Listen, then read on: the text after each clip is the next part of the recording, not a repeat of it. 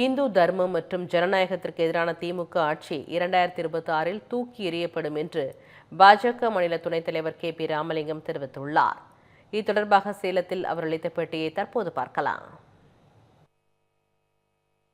அனைத்து இந்திய அண்ணா திராவிட முன்னேற்ற கழகத்தினுடைய பொதுச் செயலாளர் எடப்பாடி பழனிசாமி அவர்களுடைய தலைமையில் பாரதிய ஜனதா கட்சி தேர்தல் கூட்டணி அமைத்திருக்கிறது.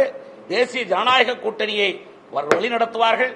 என்னுடைய தேசிய தலைமையும் அனைத்து இந்திய அண்ணா திமுகவுடைய தலைமையும் இணைந்து இன்னும் யார் யார் சேர்ப்பார்கள், யார் யார் சேர்க்கப்படுவார்கள் என்ற நிலையெல்லாம் இதற்கு பின்பு ஏற்படுத்தப்படும். தொடர்ந்து ஒரே நோக்கம் 2026 சட்டப்பேரவை தேர்தலில் திராவிட முன்னேற்ற கழகத்தின் ஆட்சியை தூக்கி எறிவது. இந்து தர்மத்துக்கு எதிராக, ஜனாதர தர்மத்துக்கு எதிராக, ஆன்மீகத்துக்கு எதிராக, இந்து மக்களுக்கு எதிராக,